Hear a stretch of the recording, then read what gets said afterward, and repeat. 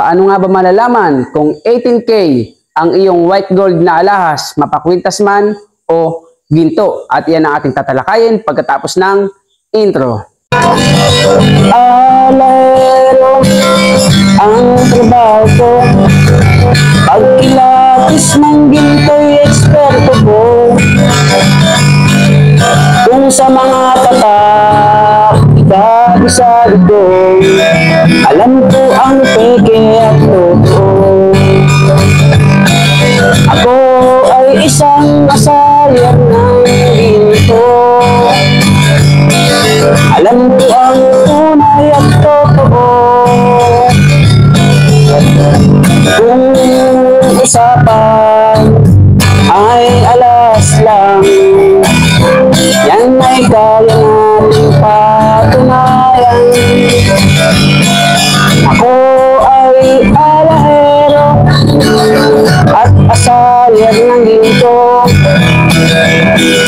alam ko ang tapak na totoo.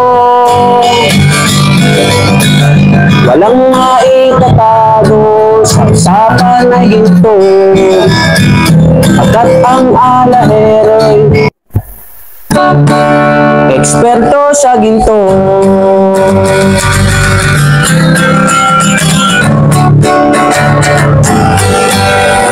Lamang ang may alam.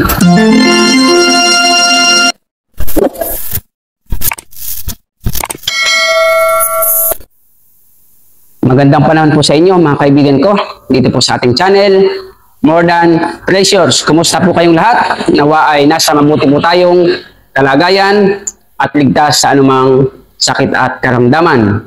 So sa video po natin ito ay ituturo ko po sa inyo kung paano nyo malalaman na ang iyong alahas, kwintas, singsing, bracelet, or anuman ay white gold at ito ay 18K.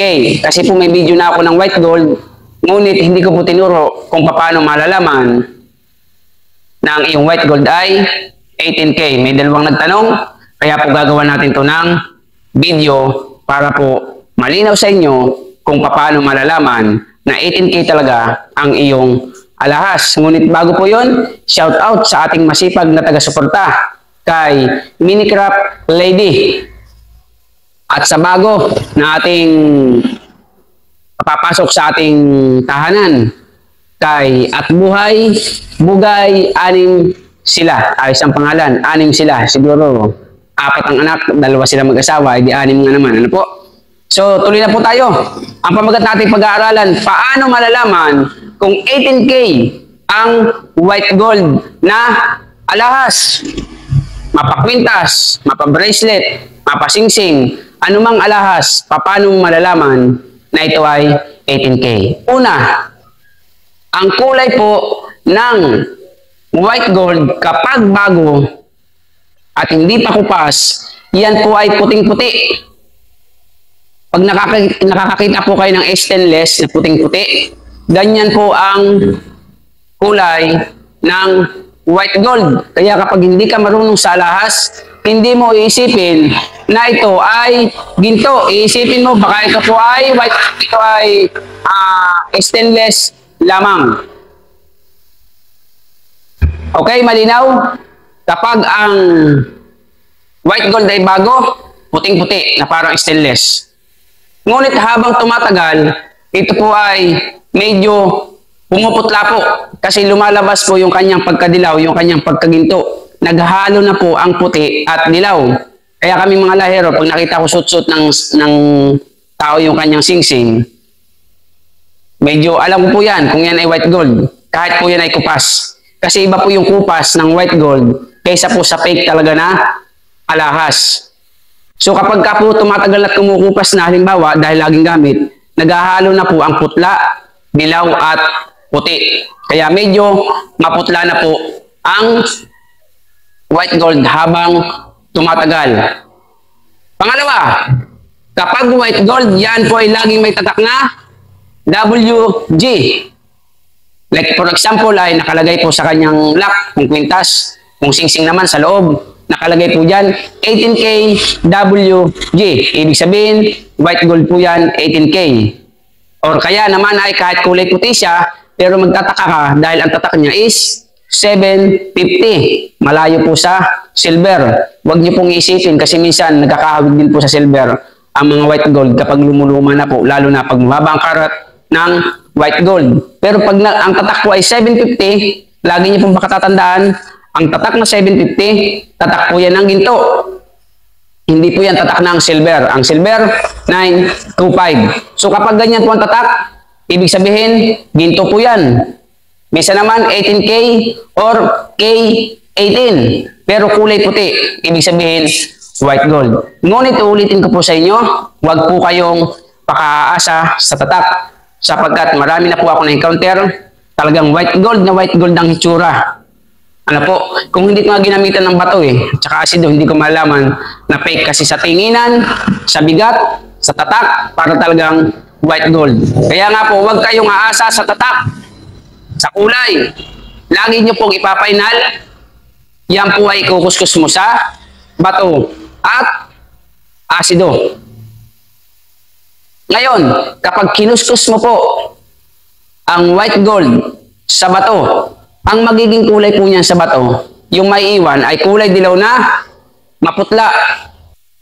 So may iwan sa bato ay naghahalong dilaw at putla kapag white gold po ang iyong alahas. Kasunod, yan ay bubuhusan mo ng asido. Yung pinagkuskusan mo ng ginto na naiwan sa bato, bubuhusan nyo po yan ng asido. Ang mangyayari, lalo pong titingkad yung pagkadilaw. Kung puti siya ng ikuskus mo sa bato or maputla, lalabas po yung kanyang pagkadilaw. Ngunit naghahalo pa din ang may kaunting puti at dilaw, kaya medyo maputla. Ngunit maaaninaw mo po, talaga pong iyan ay ginto sapagkat madilaw na po ang kulay or minsan mapula-pula. Basta hindi po kulay puti sapagkat yan nga po ay ginto. So kahulihan, ultimatum, para po masigurado mo, ano po, na 18K, okay? Kailangan ay hindi po tatablan ng asido ang ginto na naiwan sa bato. Di ba kinusus mo po sa bato yung ginto? Buhusan mo ng asido.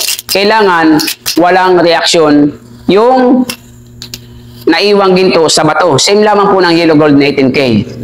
Ibig sabihin, yan po ay 18K. At pinakang ultimatum, ito na po. Lagyan mo din po yan ng abo. So kapag nilagyan mo po ng abo, yung ginto na nasa bato, lagyan mo ng asido, lagyan mo ng abo.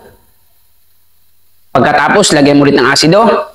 At saka nyo po itumbog sa isang tabong tubig para po hindi kayo mapasok.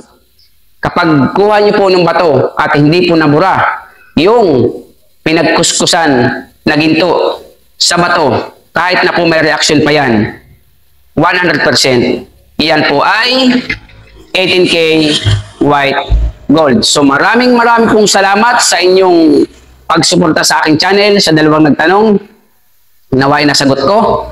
At sa mga datihan, maraming pong salamat. Paki-share, paki-like sa ating pong mga video. Kung may katanungan, magtanong lamang po kayo. At sa mga baguhan, kung bagong dating ka sa ating channel, pakisusulad niyo po ating channel. Pakihit niyo po ang notification bell, pakilagay niyo po ay all upang lagi kayong update sa ating mga bagong videos. At kung may comment, magtanong lamang po kayo sa ating comment section. Maraming pong salamat. See you on my next video. God bless po. Lamang ang may alam.